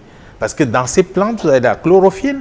Quand vous parlez de la chlorophylle, c'est les ions magnésium qui peuvent transformer le gaz carbonique en oxygène. Et quand vous oxygénez une plaie, vous favorisez la cicatrisation. Vous comprenez qu'il y a des logiques dans ces prises en charge personnelles du quartier, comme on le dit, mais qui sont capitales. Il faut s'y rapprocher pour comprendre. C'est pour ça que je disais tantôt... L'épidémie nous a favorisé, en tout cas, la découverte de exact. Et aujourd'hui, les gens sont beaucoup plus tentés d'essayer ce qui est à leur portée. Vous allez regarder sur le terrain, les hôpitaux ne sont plus tellement achalandés. Ce n'est pas parce qu'on a peur du Covid, c'est que les gens ont compris qu'on pouvait soigner son mal de tête sans aller à l'hôpital. On pouvait soigner son palud sans toutefois aller s'aligner à l'hôpital. Et de plus en plus, qu'est-ce qui recourt à quoi? Aux plantes. Et c'est des choses qui ont été à notre portée pendant longtemps. Donc aujourd'hui, il faut regarder les deux méthodes. Quand vous voulez rétablir une insuffisance veineuse, pharmacologiquement, c'est très limité. C'est très limité. Par contre, si vous voulez restaurer la fonction de la cellule, de la paroi veineuse, ça, alternativement, vous avez des solutions qui peuvent aider. Alors, la prise en charge va commencer par là, on va le dire. Voilà, exact. Il faut rétablir le fonctionnement. Puisque ces gens qui sont venus sur ce plateau, et même ceux qui nous regardent étant à la maison, qui n'ont pas eu la possibilité d'être parmi les personnes sélectionnées, veulent également savoir comment faire pour guérir de ces plaies aujourd'hui qu'on qualifie de... Il faut mettre un accent, sur l'état général du patient. Sur l'état général d'abord. Comment restaurer la fonction de... S'il y a une anémie avancée comme certains cas qu'on a vu là, il faut corriger l'anémie, il faut corriger la nutrition, il faut psychologiquement amener le malade à comprendre que ce n'est pas fini et qu'on peut le prendre en charge et effectivement apporter des méthodes qui vont commencer à montrer une lueur d'espoir. C'est-à-dire que des traitements qui peuvent montrer que la plaie peut effectivement cicatriser à très court terme. Ça, c'est l'approche la plus bénéfique. Évidemment, maintenant, il faut un suivi continu et donc des moyens continus aussi pour ces patients. Et c'est en ça que la solidarité peut intervenir. Et justement, en parlant de solidarité, on comprend bien que l'environnement qui est déjà favorable à rendre les choses compliquées peut être amélioré d'une façon ou d'une autre. Bien sûr, l'environnement peut être amélioré à travers une réorganisation de la société. J'aurais déjà embrayé ce qu'il vient de dire, à savoir la médecine alternative. Le grand paradoxe que l'on va relever dans la situation, c'est que nous sommes pendant longtemps focalisés sur la médecine moderne classique qui n'est pas accessible à cette masse importante de population, rester en retrait, en délaissant totalement la seule voie de recours qui est accessible, à savoir la médecine traditionnelle. Et donc, dans un contexte pareil, où l'on en vient à repenser ces méthodes de mise en place de la médecine intégrative, il faut développer le secteur de la médecine traditionnelle en y investissant davantage, en formant davantage les acteurs du domaine. Ce sont des mesures qu'il faut prendre actuellement. Et puis aussi, vous savez, dans le cadre de la société de la souffrance, on dit que la souffrance est en quelque sorte le fruit d'une société qui s'individualise. C'est-à-dire, au fur et à mesure que la modernité avance, les individus s'isolent par rapport à la communauté. Et donc la souffrance, très souvent, notamment avec toutes les difficultés de prise en charge que nous rencontrons, viennent essentiellement d'une société individualisée où chacun s'assoit, chacun est, ou comme on dit habituellement chez nous, chacun pour soi, Dieu pour tous. Et donc c'est donc dans ce chacun pour soi, Dieu pour tous, que la personne souffrante est abandonnée à son triste sort. Et la réorganisation de la société consiste à comprendre les limites d'une société hyper individualisée pour retourner encore à la prise en charge communautaire, d'où la nécessité de la réorganisation de la solidarité dont nous parlions tout à l'heure. Et l'État reste l'acteur majeur de cette réorganisation à travers, bien évidemment, deux éléments fondamentaux: la mise en place des structures qui prennent en charge des personnes aussi vulnérables, notamment d'un point de vue sanitaire, et deuxièmement, une forme de solidarité nationale à travers la création d'une couverture sanitaire universelle. Donc, je crois que ce sont des mesures qu'il faut vraiment urgemment appeler l'État au secours pour qu'on puisse prendre, parce que c'est tel que nous voyons des situations, et elles ne sont pas seules. Les personnes que nous recevons sur ces plateaux ou à travers vos caméras, ce sont des personnes qui ont eu l'honneur, qui ont eu la chance d'être vues. Elles sont pleines comme ça, répandues à travers notre pays, qui meurent dans le silence total et qui n'ont aucune voix de recours, et dont la seule chance sera cette réorganisation de la solidarité à travers les acteurs que nous venons d'énumérer. D'accord. Vous avez parlé, puisqu'on parle de la réorganisation de la société, il y a également un volet important qui est celui de la solidarité. Et raison pour laquelle, lorsque les cas sont diffusés ou présentés, il y a que les âmes de bonne volonté contribuent davantage ou plus souvent à venir en aide à ces personnes. C'est d'ailleurs le cas pour ceux qui sont passés aujourd'hui. Bien évidemment, c'est une autre piste très importante, à savoir qu'à travers une structure comme Equinox Télévision et l'émission Regard Social, qu'on essaie d'inculquer non seulement cette solidarité, afin que les personnes se sentent sensibles à venir en aide à ceux qui souffrent, mais qu'on essaie aussi de l'organiser en mettant en place une gestion transparente de la situation pour faire sortir ces personnes de la souffrance. Alors, on va se séparer. Docteur Tapa, qu'est-ce qu'on devrait finalement retenir de ces différents cas dans le cadre de la prise en charge? Parce que tous veulent savoir qu'il y a quand même l'espoir au bout de ce qu'on a fait. Oui, ils veulent savoir qu'il y a l'espoir, c'est à raison, à juste titre, il y a vraiment l'espoir. Ce qu'il faut savoir, c'est que toutes ces personnes sont à bout de souffle et nécessitent vraiment notre attention pour les assister tout au long de cette aventure. Et je veux dire, chacun devait, en ce qui le concerne, penser à apporter sa contribution. Ce n'est pas toujours parce que ça nous apporte quelque chose, mais le plaisir de voir une vie sauvée, ça devait nous animer, et je crois que les gens l'ont démontré à plus d'une fois. Ils sont conscients qu'il faut l'intervention de tout un chacun. Merci. Merci, docteur Tapa. Roger Tapa, dont vous êtes médecin de santé publique et puis ancien responsable des structures sanitaires publiques, pour avoir travaillé, pour avoir fonctionné, parce que quelqu'un l'a dit, pour avoir fonctionné durant 6 ans, c'est-à-dire vous étiez fonctionnaire, donc 3 ans en zone rurale et les 3 autres années en zone urbaine. Cette expérience-là nous permet aujourd'hui, et nous a sauvé d'ailleurs, de comprendre les raisons pour lesquelles ces personnes souffrent à ce niveau et qu'est-ce qu'il faut faire concrètement pour trouver la solution. Vous avez dit qu'il y a de l'espoir au bout de tout ça. Merci déjà. Merci également à vous, docteur Ndogmo Magloire. Vous êtes venu partager sur le plan sociologique. Également, on peut déjà comprendre qu'il faut nettoyer l'environnement, et même si l'environnement contribue à dégrader davantage les cas, on peut remédier à la situation. Bien sûr, c'est le même environnement qui participera à à cette meilleure prise en charge. On a un pays en vaste chantier et c'est pourquoi il faut interpeller chaque citoyen camerounais à son niveau, parce que pour rebâtir le pays, il ne faut pas seulement attendre que cela soit fait à travers des décrets, mais que chaque individu mette la main à la pâte. Et puis il y a des personnes qui vont pour contribuer peut-être en faisant un dépôt d'Orange Money de 5 000 francs, de 2 000 francs dans un compte, et puis avec ça on va voir un être humain qui était quasiment aux portes de la mort être totalement régénéré. Et c'est à travers comme ça, d'autres le font à travers un conseil, d'autres le font à travers l'éducation, et ainsi de suite. C'est à travers ça qu'on en vient à rebâtir un pays et puis avoir des personnes qui peuvent bénéficier de notre solidarité collective. Merci. Vous êtes sociologue et enseignant également, enseignant-chercheur en même temps. Merci d'être venu sur ce plateau.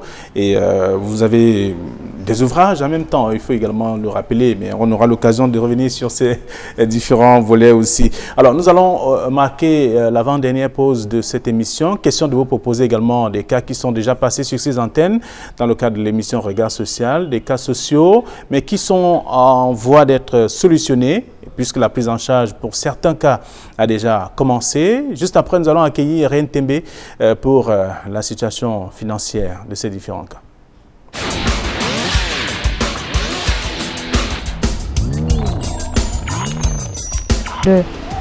Au bout d'une année, la situation s'est vite dégradée. Mais peu de temps après, le volume était encore énorme. Je suis allée au village avec.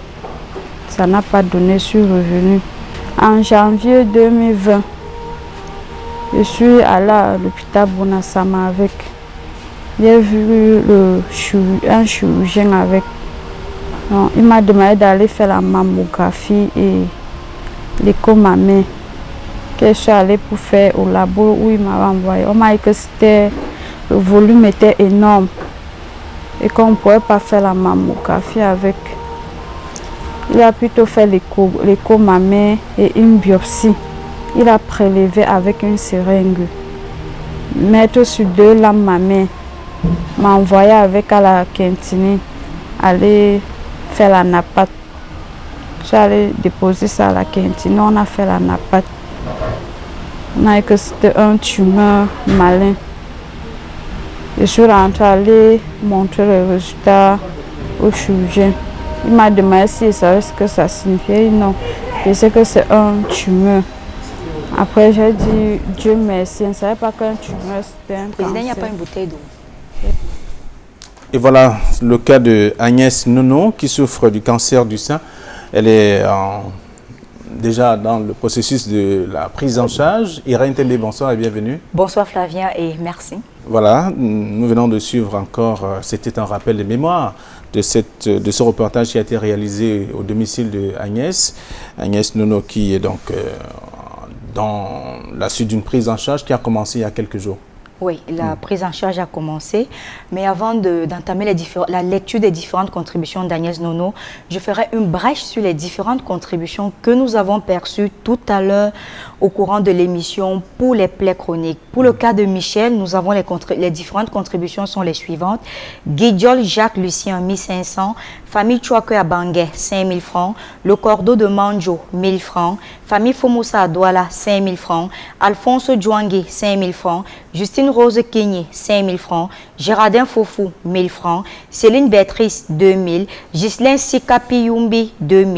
Famille Monté de Bonabéry, 2 500. Anonyme, 2 000.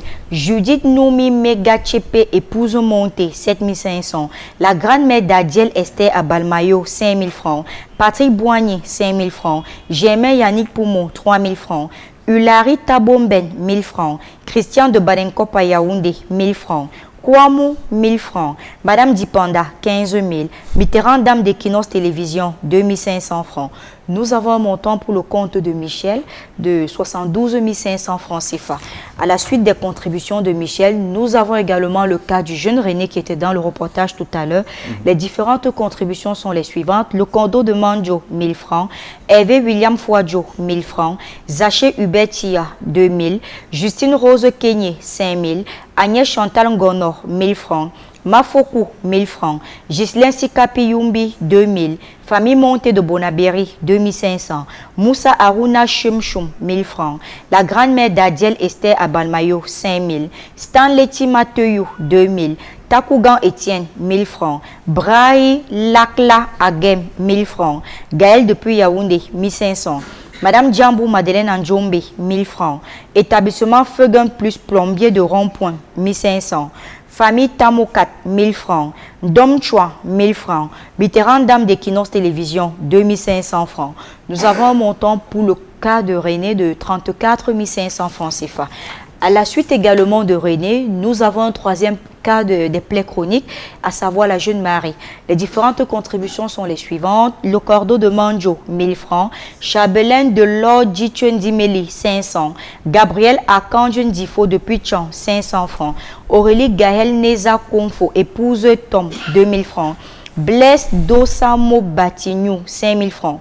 Justine Rose Kenye, 5000 francs. Louis-Marie Kamdem, 2000 francs. Ngongang, 5000. Dom Chuang, 1500. Ghislain Sikapi Yumbi, 2000. Famille Montée de Bonabéry, 2500. La grand-mère d'Adiel Esther Balmayo, 5000 francs. Félicité Régine Tchoka Azanfak, 1000 francs. Fabrice Tienchen Djokam, 500. Myrène Laure Kwechet, 5000 francs. David Kemleken Kongazembu, 1000 francs. Famille Tamokat, 1500. Stanley Tima, 2000. Dom Chua, 1000 francs. Landengue Fak, 2000 francs. Nous avons pour le compte de la jeune Marie 46 000 francs CFA.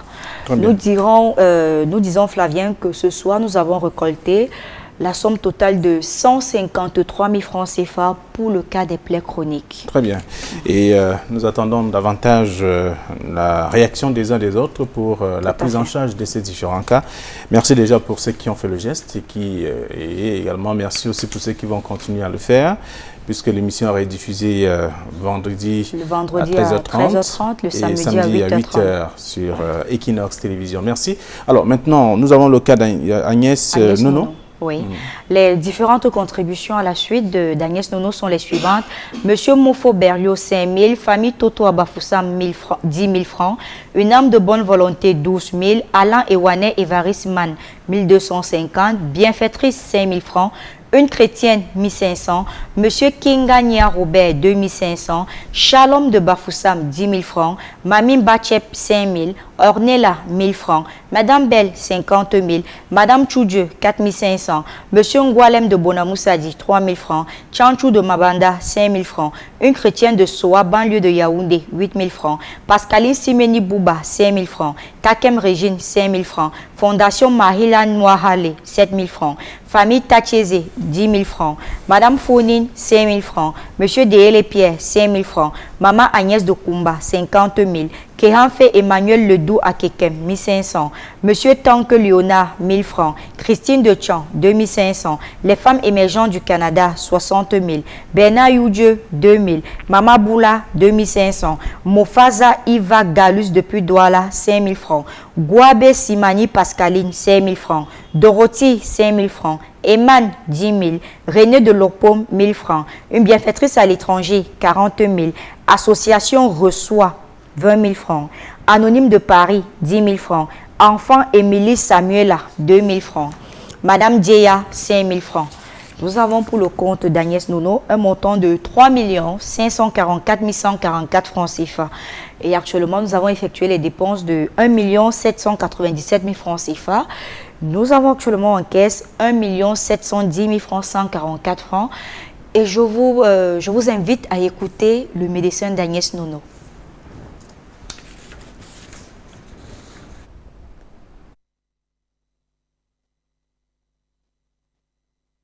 Pour mademoiselle Megapché Nono, c'est un cas qui m'a été présenté qui avait un cancer du sein gauche et qui était pris en charge par Equinox TV. Il était question que chez elle, normalement, parce que sa tumeur était déjà évoluée, qu'on commence un traitement médicamenteux qu'on appelle la chimiothérapie pour diminuer la taille de sa tumeur. Alors, ce qui a été fait, elle a payé toutes ses factures, elle a payé tous ses médicaments. Sauf que comme le cancer, c'est une maladie capricieuse, elle a bien commencé à prendre ses chimios, mais déjà au bout de la deuxième chimio, donc la chimio ça se fait toutes les 3 semaines, au bout de la deuxième chimio, on s'est rendu compte que sa tumeur ne répondait pas très bien. Donc on a dû changer son ordonnance de traitement, les médicaments, Et on a essayé une nouvelle ligne de chimiothérapie et qui malheureusement, lorsque je l'ai examinée le mois passé, ne donnait à peu près rien. Au cours de son traitement, on avait fait un examen spécial qu'on avait envoyé en France parce que vous devez savoir qu'il y a plusieurs types de cancers du sein. Il y a au moins 100 types. Donc lorsque le résultat est revenu, on a remarqué qu'elle avait un type de cancer du sein particulier, que moi j'appelle souvent le cancer du sein des riches. Parce que le médicament pour traiter ce cancer coûte entre 165 et 300 000 francs la boîte. Et pour une patiente de ce poids, on peut aller jusqu'à 3-4 boîtes par traitement. Donc je lui ai expliqué que tu as plusieurs problèmes. Le premier problème, c'est que ta tumeur ne répond pas très bien aux anticancéreux classiques. 2, il va falloir qu'on t'ajoute un traitement qu'on appelle une thérapie ciblée qui coûte très cher. Et on a essayé de calculer, on s'est rendu compte que pour sa nouvelle phase de traitement, en fait, il lui faut des médicaments de thérapie ciblée qui coûtent excessivement cher. Donc en concertation avec elle, on a décidé que pour qu'il y ait une meilleure réponse, on devait d'abord lui faire une radiothérapie. La radiothérapie devait être suivie de ce qu'on appelle un traitement ciblé. Après, on devait l'opérer.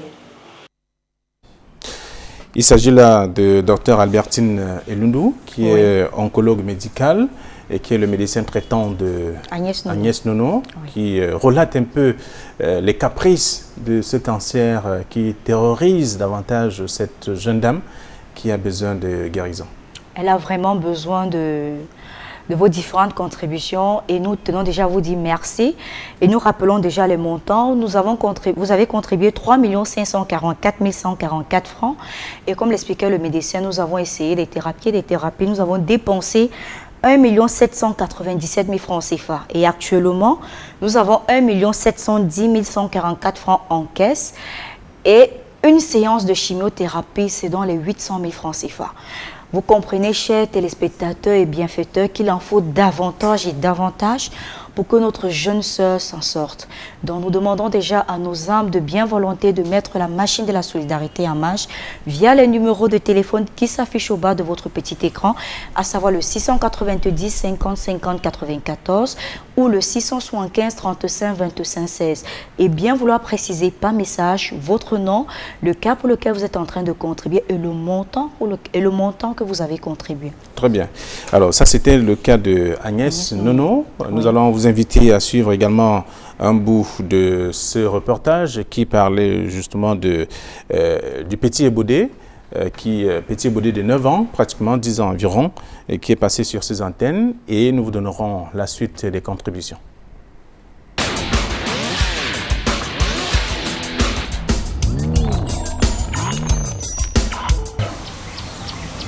Quatre ans, je pense très bien, c'est une bonne mémoire.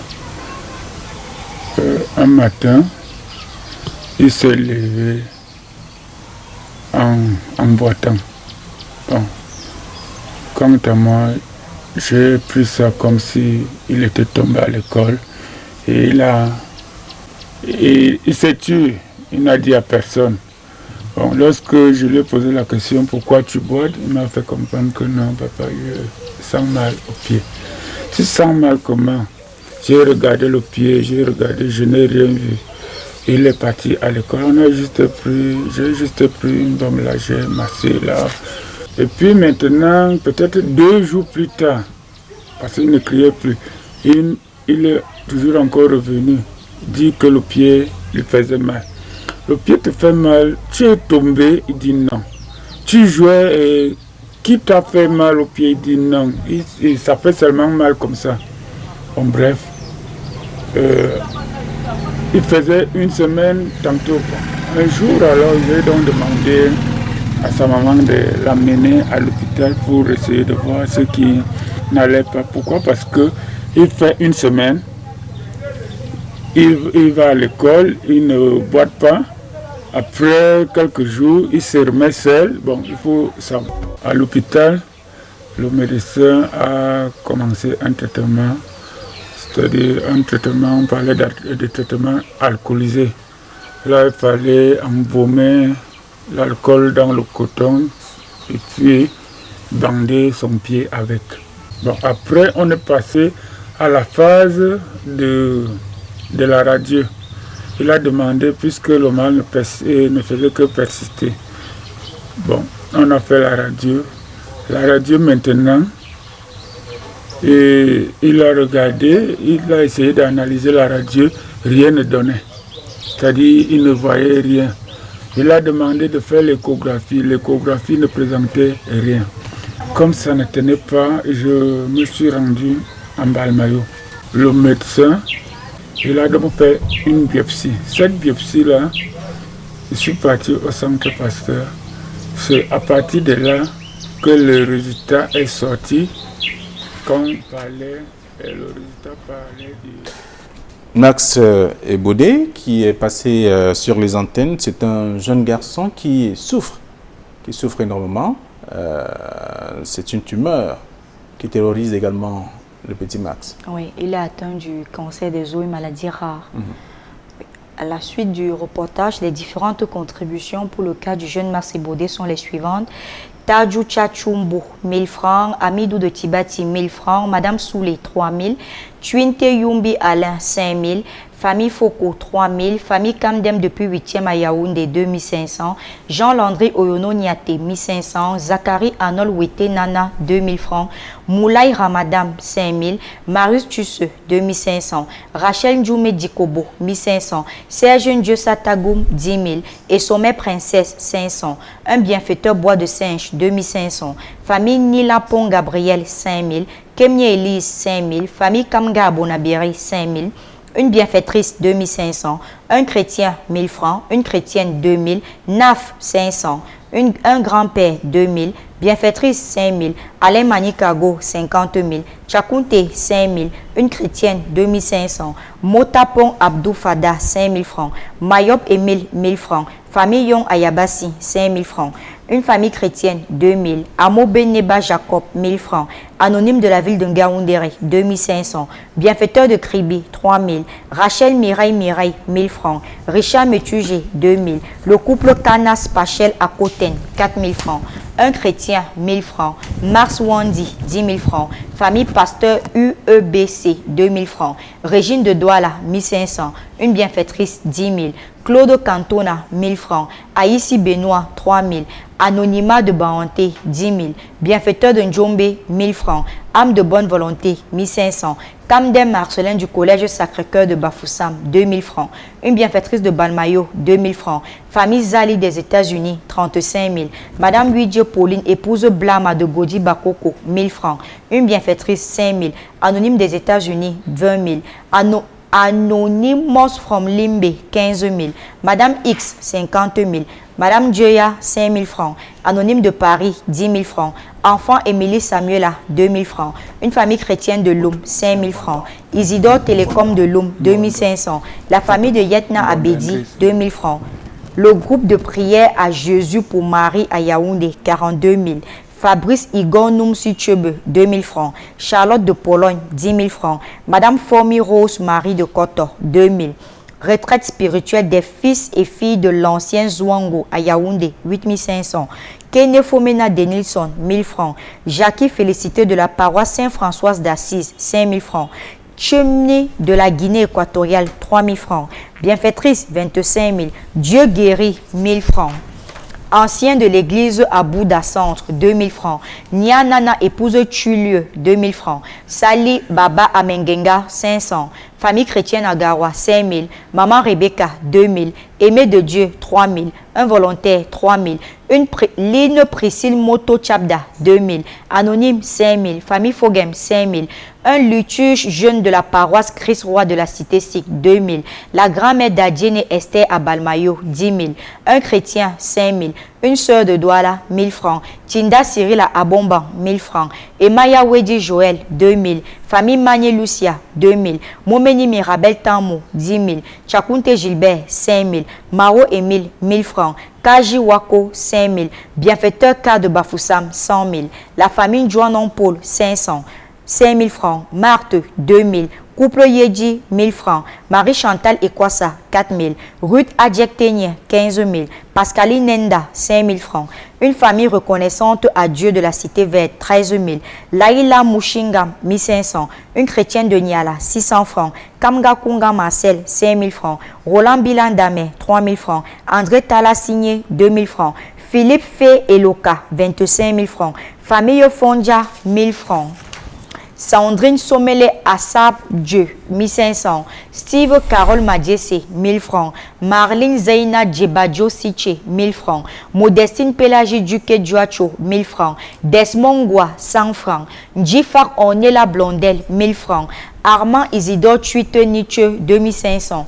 Marguerite Olinga Eodo, 2000. Jenny Flora Eombe Abodo, 500. Sarah Ngole Epole, 2000. Antoine Waduka, 2000. Concilia Ngon Zevenio, 1000 francs. Amobon Neba Jacob, 1000 francs. Dieu Dongounou, 2000.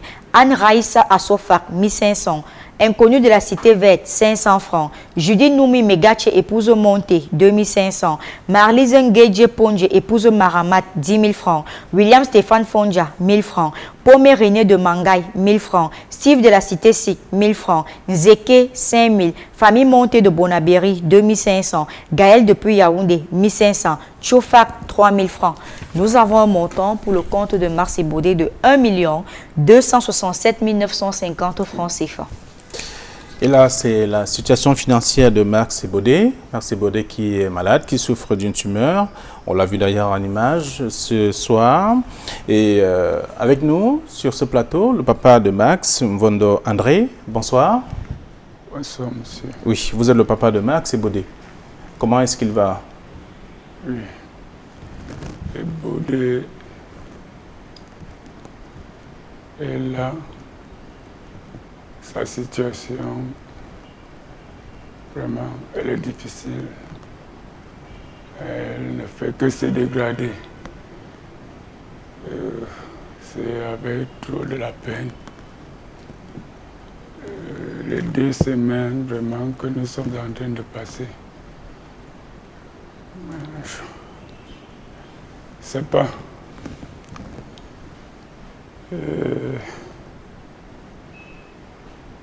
Et Baudet va mal. Il va vraiment mal. Et quelque part même, je vous dirais que je suis vraiment désolé d'être encore avec vous sur ce plateau sans Baudet.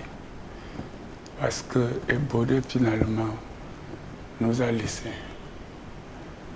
Comme je suis en train de vous dire, c'est comme un coup de poignard